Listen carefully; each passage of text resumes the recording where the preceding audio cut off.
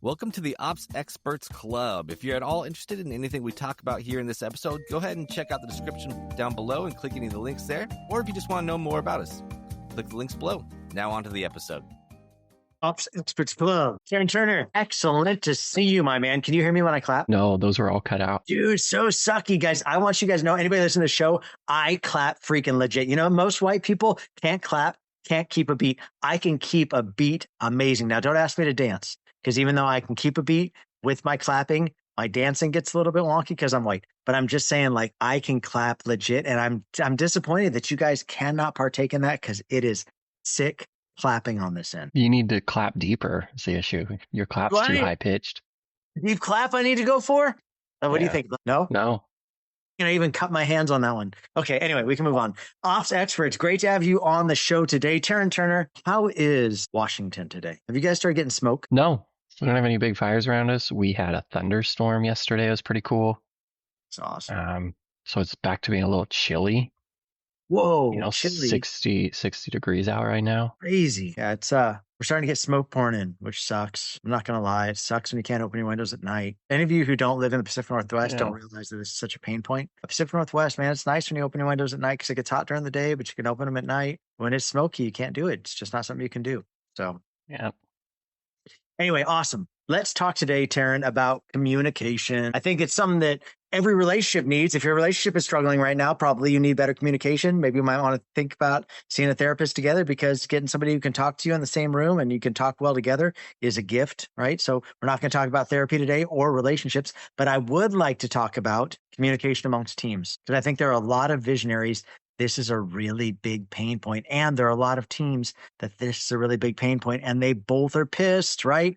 They're both frustrated. The visionary is frustrated for reasons. The team is frustrated for reasons. But I think if you can create communication vehicles, a cadence of communication is what I would call it, I think it really cuts down on a lot of frustration. Taryn, let's talk about being pissed for a minute. Do you feel like you see that from a perspective of working with a lot of visionaries and a lot of different kinds of companies? But this is kind of a common theme when it comes to visionary speak and how visionaries feel about teams. Yeah, for sure. Yeah. I mean, it's just a quick gut reaction most of the time. Right. Most visionaries, I would say, are not built to manage people. In fact, they would tell you that themselves. In fact, I would suggest most visionaries' first hire is somebody that's going to be able to manage people and problems. That's not where visionaries like to live. They do not like to live in things that slog or things they feel like are cumbersome.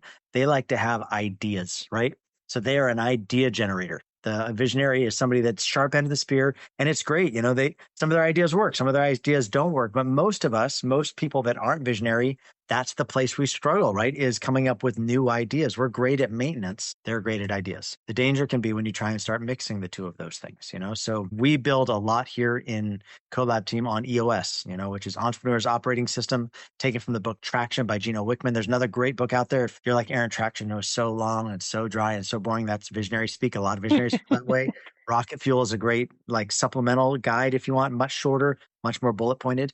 But you need to have a system, an operating system that your business is working from. That's what we found through the years running operations for businesses. But one of the most critical pieces that you need in there is a cadence of communication, so that visionaries aren't getting pulled into daily maintenance, because that is a killer for visionaries. And honestly, it's a choking point for your team, right? Your team just feels it. Your team feels restricted. They can't get anything done unless they communicate with the visionary. The visionary hates when they communicate with them, right? Like they're not psyched on getting all that communication. So then you have the pain point of visionaries frustrated, team's not getting things done, team is frustrated because they're not getting things done. Visionaries frustrated because team keeps reaching out to them on things that they don't think that they should be reaching out to them about. And the cycle just continues, right? Just continue perpetual frustration. So I'd like to talk, Taryn, today about a cadence of communication that alleviates pain on both sides. So Taryn, you and I have done this a lot, where EOS has a system that they call Visionary Integrator. When it comes to a meeting, comes to a framework of what we work within. And that is, visionary needs someplace they can just drop ideas whenever, middle of the night, first thing in the morning, like all throughout the day, they can just drop ideas. Somebody that's going to take those ideas, capture them somewhere so we can make sure those ideas don't just get lost in the ether, and then can take those ideas, have a clarifying meeting with the visionary, right? We call that a visionary integrator meeting. And then from that meeting can then drive those ideas down onto team. Do you want to talk about that a little bit? I know we talked about one of our newest clients that I feel like it's going pretty well with. And I think that the cadence is exactly that. A receptacle to receive the ideas, communication around the ideas, and the ability to drive down with accountability on those ideas. Yeah, I think the biggest part is just them needing to drop it somewhere. Sometimes it's great that they can even rest for a bit before I have my meeting with them, because maybe the problem will go away and it wasn't actually as big as they thought it was in the moment. So yeah, a place to drop it in quickly, me being able to capture it and put it somewhere else to know it's not going to get lost. There's going to be some investigation. Either I need more questions from him or I'm getting questions from the team. So having a chance to do all that, if it's questions from him or her, the visionary, usually I'll wait until our one-on-one if it's not urgent, just because I find if I start asking too many questions at once, the conversation gets lost. But if I have them in a meeting one-on-one on video and we can do this back and forth with it, and I've had more time with the problem, it's going to get solved a lot easier. So I wait for my dedicated time. So that's the important part. You got to have that one-on-one scheduled too, weekly, in order to then work through these issues. But if it's urgent, you can usually tell based on the problem, and you're just going to have to deal with getting those questions answered. Yeah. So the way that it works for this client that we're discussing right now is we've just created a text thread. I am vehicle can be anything you want, right? So if you live by text, most visionaries live by text, right? So like text is an easy one. I would say make that group pretty small. You know, your visionary, your integrator. I like being in those channels because they're clients and I like being able to see it. So visionary will drop information into this text thread and we'll capture that information. I think one of the pieces that's very critical is that visionary hears you've got it, right? So giving some sort of thumbs up, some sort of comment back, like that you see it, so that they know that it's been captured and you're going to do something with it. And then from there, Taryn can collect all those ideas, maybe ask some critical questions that are in there. I think visionary needs to understand that just because they drop communication into that instant message thread doesn't mean the answers are going to get solved in that thread. It's a place for them to drop pain points, problems, ideas as they have them. Where that problem is going to get solved is in the integrator visionary meeting. So that the visionary needs to make time for a meeting with the integrator. If that time isn't made, if there's one meeting you do, if there's only one meeting you do all week, meet with your ops person, meet with your integrator so that they can get clear on whatever it is you asked from them and they can marshal that down onto the team. If you don't want to be on all the team meetings, that's fine. That's up to you. I think it's probably smart for you to be on your team meetings, but if you can't bear it, some visionaries just can't bear it. That's okay. Just make sure you deputize your integrator to be able to drive it down onto team, and then make sure there's a closed loop where Taryn has got an ability to come back and talk to the visionary about, hey, you asked me to do this last week. I drove that down to team. We assigned that to Steve. This is the process. He's going to have the next thing done for us by X date. And then Taryn just needs to be able to relay that back to visionary. A lot of times, it's what I found is visionaries move real fast. So whatever was super critical and important to them on Monday, usually by Wednesday, it's just not that critical anymore, right? They've got a new set of criticals that they're working from. So I think it can be a little bit of an art of feathering the gas and the brake on what things you talk about. I think that's why it's really critical for Taryn to be able to have a spot to be able to drop those, whether it's in, I know Pete Vargas did it this way, you know, when we helped Pete with his visionary integrator things, is we dropped it into Monday because Monday.com is where his team lived, right? You know, maybe it's Asana, maybe it's ClickUp. You know, there's a bunch of different tools that are out there. Wherever it is, I think some sort of repository where those ideas are captured, and then we can put deadlines and names next to those to-dos, right? And Taryn can bring those to the next level 10 meeting as an all team and say, hey, we were talking to Brian and he was saying that he would like for Steve to be able to take this on. So Steve, we're going to drop this here. We're going to assign it either if it's a longer project, it can be part of your works. If it's just a to-do that can be solved in the next 7 to 14 days, it can be part of your issues that are solved with a to-do. But I just think some sort of communication vehicle where just sort of some place where an idea is captured, an idea is discussed, an idea is assigned, and then we can circle back around on it and it can be solved. Taryn, what are your thoughts on that? Absolutely. Great. I have great thoughts on that. I agree completely. One thing I do is I've been logging every request in an Asana subtask with the exact verbiage that was used. I might use different verbiage, but then I can reference back to the specific request and over time check them off as they're being done. And that way it's also my own accountability. If this person ever asks me about all the things he's been saying, I can show them the list. I can show them we've done this. These are still upcoming. These are still unresolved, anything like that. So the entire log of communications right there I can view in one spot. Yeah, I think super good. Just like you said, use the comments, right? You log it all in. Like, however, the beauty about having a project management tool like an Asana, like a Monday.com, like a ClickUp, whatever it is you use, is that you can use the tool's ability to organize thought. I think one of the biggest things that visionaries can struggle with is holding the thoughts in their brain. And the danger of that is thoughts atrophy. And sometimes your mind gets crowded. What doesn't atrophy and what doesn't get crowded is communication kept somewhere centralized, right? So if you suck at this, great. Just find somebody that can document it for you. If you just need to talk it out, great. Talk it out, but allow it to be someplace where, an integrator can grab that transcript, drop it in someplace else and say, hey, this is what was asked of me, forward it on. I love WhatsApp for that. Honestly, I love Voxer for that because you can create links back to communication and you can actually drop that into the Asana comments if you want to. Hey, I had a conversation with Brian. These were the things he asked. Here are the core points. Here was the message. Because sometimes visionaries need to be reminded. I know we have one visionary, Taryn, that has a terrible tendency of forgetting what he asked. And then he can get frustrated with why we actually did it a certain way. And you've had to come back to him and say, hey, so on 6/13, you asked me for this based on this conversation and giving them context. And then once you contextualize, hopefully visionary can recall, but sometimes they need you to send them the message back.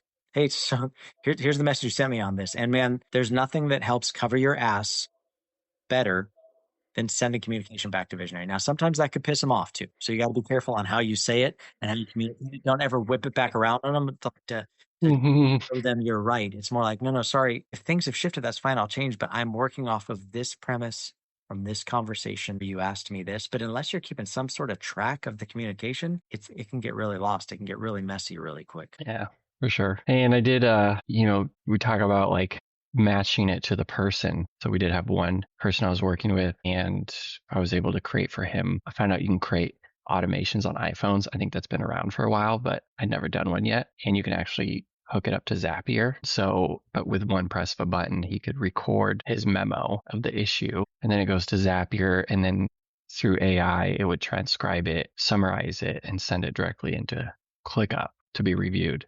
And the reason he liked this way was it was one push of a button. And as somebody who traveled a lot for his events and worked weekends, he knew it was more appropriate than constantly texting people while they're not at work in the office. So And freaking so smart. So good. it was like a win-win. It's a very respectful way for him to do it too, without having to blow people up at 9 p.m. when he's done with an event on a Saturday night. So just getting to be able to do something to match who you're working with is good too. Dude, that's so sexy. So good. And I think that the nice thing about that is it also gives somebody like, so let's say Taryn's the integrator on that account. He can check in Monday morning into all these new zaps that have come in to ClickUp and brush them up and turn them into actually working tasks that can come into a board that they review on their L10 or a project that can just be assigned out right then as integrator. It doesn't even need to be talked about with the team. It just needs to be assigned to somebody. I think that's so smart, dude. That's a great solution. I love that. Thank you.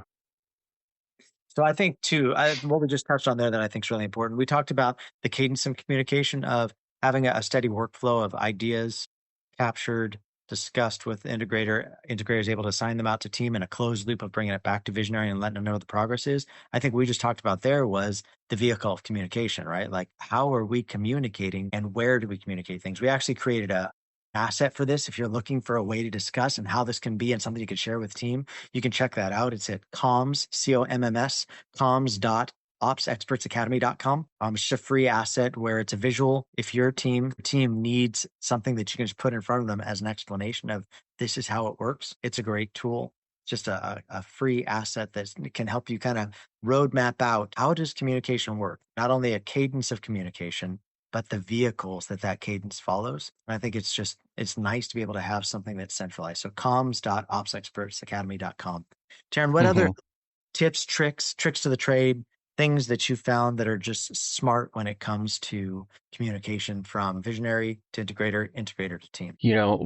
I love the power of voice messages myself personally. I think you a lot more context. Quick, short texts can leave a lot out and leave room for assumptions. So whether it's just, using iMessage, text message, your phone, you can drop in a voice memo there. That's really great. Just a quick way to give it to them. But some people, you got to learn whether or not they like it. Some people like to read because they're always busy. Maybe they don't want other people to hear the voice message. Maybe they just don't like it. So once again, tailor it to them. But yeah, I think from that, the biggest thing to take away is I always try to come in and work with whatever's right for them. The text, the Voxer, the email, phone call. I work with people who just want to pick up the phone and call me. Whatever works for them, that's what I'm going to have to tailor myself to, because there's a lot I can force onto a company when it comes to, we're here to set up better processes, but when it comes to how the visionary works best, that's going to be one spot where I can't force him to work within my workflows. I need to start where he's starting from and then take it from my workflows from there. I can force him to do the weekly meeting with me if he wants some of things solved, but I'm not going to be able to force him to not text me at 9 p.m. at night or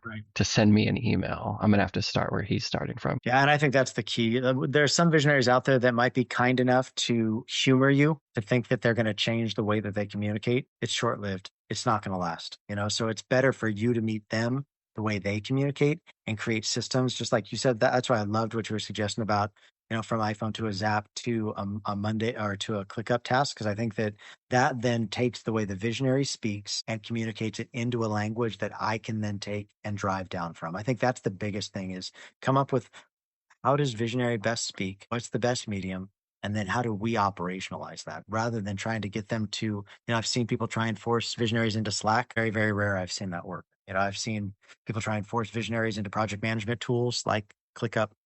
Very, very rare do I see visionaries live in that land. That's just not the way they are. Visionaries, you want them, just like salespeople, right? You want salespeople to be focusing on selling. You don't want them to get lost in CRMs and how they organize the data and all. That's your job to figure out a way that's going to best process through their ability to drop data and us to be able to take it and document it.